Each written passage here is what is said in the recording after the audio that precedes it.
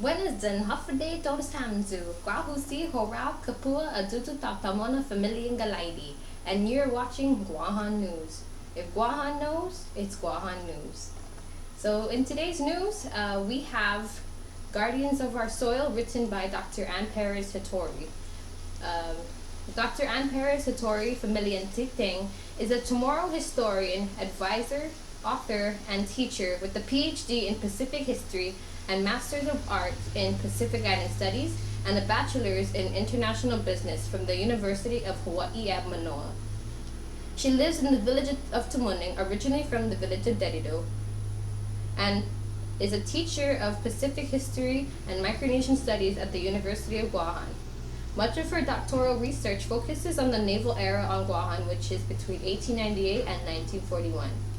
In 2004, she published Colonial Disease, the U.S. Naval Health Policies at Chamorros of Guam, which is focused much on the naval era.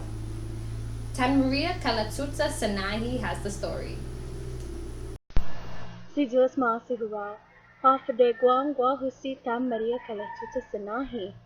Ann Perez Hattori makes excellent points in her article Guardians of Our Soil.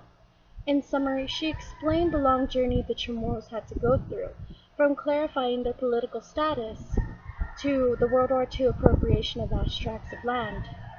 Even after the liberation of Guam, 11,000 out of 20,000 were still left displaced and many homeless. Her thesis, The Dispossession of the Chamorro Lands, which occurred between 1944 and 1949, continued to pose problems for the people of Guam, as the cries for the return of land to its original landowners configure part of Guam's political landscape in the later half of the 1990s. How accurate is this article? The article seemed to be one-sided and more persuasive rather than informative. However, in regards to the myth that Chamorros gave their land willingly, Ann Perez Hattori makes it a point to acknowledge that in the very beginning of the article, stating that Chamorros were not in any way happy about the taking of their land. But how complete is this article? I'd say it's not very complete, due to a book titled A Campaign for Political Rights on Guam. It provided a more detailed history between the Spanish and American War, World War II, the appropriation of vast tracts of land, how the land was taken, and the adverse effects on how unjust Chamorros felt. That's all for now. Back to you, Horao. If Guahan knows, it's Guahan News. Si Zeus Masi. Sidus Maasi Tan Maria. In other news, an article written in a scholarly journal was written by the late Anthony Tony Leon Guerrero regarding the economic development of Guahan. The thesis is most of Guam's economic development was by and for its colonizers, indirectly benefiting or at the expense of the indigenous Chamorro people. The late Anthony Tony Leon Guerrero, former president and member of the board of directors of Bank of Guam, wrote the 19-page elaborate article. Leon Guerrero was the chairman of the board of Guam Economic Development Association and a member of the board of directors for Guam Waterworks Authority. Tony graduated from the University of London School of Economics with a degree in monetary economics and earned a master's degree in business management at Stanford University. Fuuna Maria Kamalin Putitanambu has the story. Si Diyos maasi Harao, hapade todos hamzu Guahusi Fuuna Maria Kamalin Putitanambu Familian Kotla. So the reading context is, this is a scholarly journal article. Leon Guerrero's sources are uncited and unclear, aside from the occasional, according to Spanish and U.S. naval government documents. The summary is, Leon Guerrero examines the economic changes, development, and regression in Guahan history, including the pre-colonization and ancient era, the Spanish period, the early American period, the Japan occupation during World War II, and American reoccupation.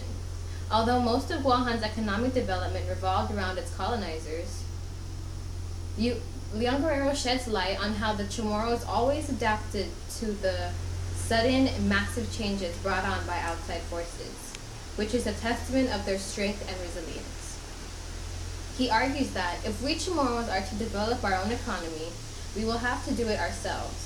The colonizers not only do not help us in economic development, they discourage it, either through direct actions or setting up systems that make us dependent on their continuing activities. Examples that support his thesis include, on page 3, it was the intention of the colonial government to develop an agricultural economy in Guam to meet the needs of the Trans-Pacific Fleet as well as other ocean-going visitors to the island. Another example is, on page 4, although the Bank of Guam was principally established as a convenience to the Navy and its personnel, local merchants quickly learned to take advantage of its services, transferring money to their suppliers in Asia and the United States, borrowing money to meet business needs and protecting their money in its safe. Another example is on page 7. Although the Japanese imposed a quota system and attempted to collect virtually all of the island's agricultural output for their troops, the Chamorros were quite resourceful. They managed to conceal a significant amount of their farming activity and stored more food supplies than their subsistence needs required. And now it's time for the historical analysis. Is it accurate? Well, not quite.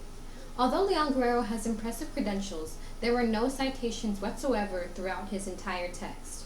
Many of the events he mentions, such as the arrival of Magellan and World War II, are generally known and understood.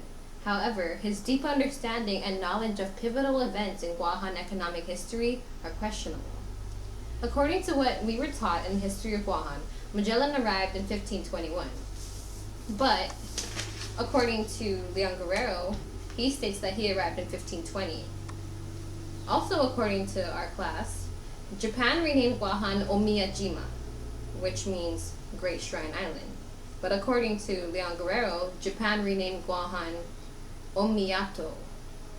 These slight differences in information help us conclude that this article isn't 100% accurate. Is it complete? No. This piece is not complete because no history is ever complete. There are no accounts or representations of Chamorros who endured these economic changes, which would be significant and instrumental in explaining just how tough those times were. Is it significant? It is significant because it elaborates the economic changes on Guahan, which directly affected the lives of the Chamorros and how their lives unfolded. It also explains why our economy is the way it is now, and what we must do to make our economy work for ourselves instead of our colonizers. This reading represents counter-canonical historiographies because it shows that both Spanish and American colonialism were not benevolent or righteous for the Chamorro people. In fact, it was detrimental because it changed their self-sufficient, self-subsistence economy to a monetary one, making them dependent on the colonizers. Leon Guerrero uses an academic approach by somewhat citing Spanish and U.S. naval documents.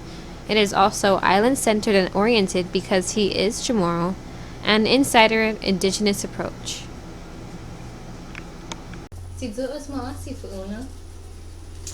And that's it for tonight's news.